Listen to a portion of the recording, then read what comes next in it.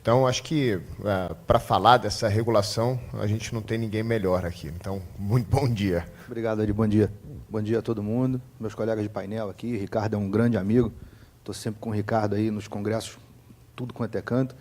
Eu sou advogado no Rio de Janeiro, sempre fui um advogado normal, tradicional, na área tributária, dou aula de direito tributário, na PUC. Aliás, tem o diretor da Trevisan está aqui, dei aula na Trevisan também de processo tributário.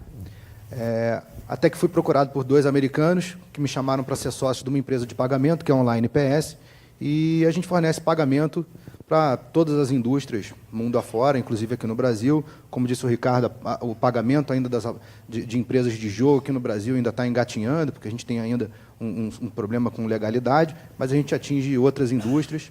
E a razão que a gente resolveu apostar na Conafut como empresa de pagamento para patrocinar, a gente desenvolveu um sistema interessante de pagamento para sócio-torcedor, com alguma coisa de gamificação, tem uma coisa interessante. Mas hoje aqui eu não vim, estou só apresentando a empresa, mas vim para falar efetivamente de regulamentação de jogos, né? O que aconteceu foi, advogado e dono de uma empresa de pagamento, atuando no mercado de jogos na Europa, foi algo natural que eu começasse a canalizar um pouco de esforço para a regulamentação de jogos aqui no Brasil. E já há 6 anos que eu venho, junto com o Ricardo e outros tantos participantes, nessa via crucis para legalizar os jogos aqui no Brasil. A maior parte do esforço que eu concentro está na parte dos jogos online, muito pouco do físico, porque, como empresa de pagamento, o jogo físico não faz muito sentido para nós. O jogo online, sim.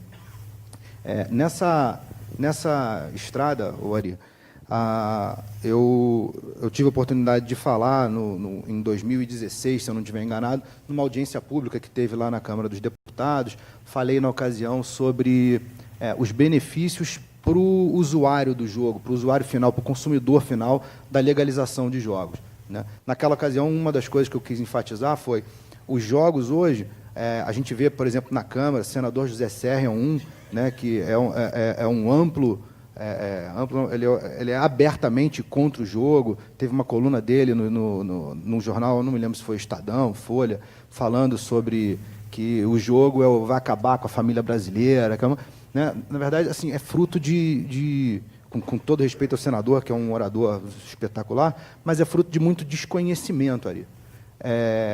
A gente vê, quando você começa a estudar como é que o jogo funciona mundo afora, todo site de jogo possui, Maria está aqui, não vai me deixar mentir, um setor que toma conta do seu apostador, né? Aquele apostador que fica viciado, perde a casa e vende o carro e vai terminar na rua porque ficou viciado. Cara, isso é o efeito que nenhum site de aposta quer. Isso é como o bêbado, o alcoólatra que frequenta o boteco, que cria confusão, que joga copo no chão. Nenhuma empresa de jogo quer isso. E a gente tem ferramentas no mundo todo para poder controlar o vício do apostador. Então, quando vem alguém... Só para dizer também que o percentual desse apostador compulsivo, ele é muito pequeno. É diminuto. É muito pequeno em relação ao universo inteiro que a gente tem. É muito pequeno por uma razão. O jogo possui mecanismos para impedir que alguém fique viciado, né? Você tem Velocity Controls lá e diz o seguinte: olha, se você fizer mais depósitos do que aquele que você está acostumado, acende uma bolinha vermelha no teu nome lá no operador, né? Se você estiver jogando mais do que um determinado tempo, por exemplo, existe um cassino europeu, a gente representou os interesses dele aqui num determinado assunto, eles têm lá, se você estiver jogando mais do que 4 horas seguidas, ele tem alguns convênios, ele diz, olha, por que você não vai agora no Starbucks e pede lá um moca por nossa conta, leva o código tal? Para tirar você da frente do jogo e evitar que você entre num caminho do vício. Porque o vício não é bom para ele, não é bom para ninguém, né? Mas, voltando aqui sobre a regulamentação, as apostas esportivas elas foram aprovadas no Brasil, né? Então, a gente já saiu de um cenário onde não há mais a proibição por parte da lei de contravenções penais, e agora está legalizado, está tranquilo. O que a gente precisa realmente é de uma regulamentação, né? A empresa... Eu sou questionado quase que todo dia. Posso montar minha empresa no Brasil para começar a operar? Claro, você pode. O problema é, a gente não tem definido como você paga o imposto, quais são as declarações que você tem que fazer, para quem tem que fazer, qual é o sistema. Então, você vai montar e a Receita Federal vai te atormentar a vida. O Banco Central vai te atormentar a vida, o COAF vai te atormentar. Então, esse não é o momento para você começar uma operação brasileira. Porque você nota o seguinte, ali, todas essas empresas que operam no Brasil, elas estão sediadas fora.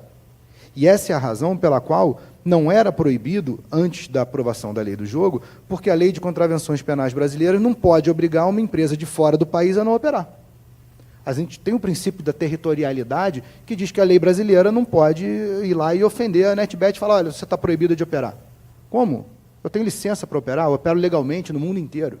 Na verdade, ela opera num domínio .com, que está hospedado, especificamente eu não sei onde, mas de uma maneira geral, os domínios estão hospedados em algum lugar do mundo, e o contrato de aposta que o usuário faz é um contrato de aposta que tem territorialidade naquele endereço estrangeiro. Então, essa aposta, o jogo está ocorrendo fora do Brasil.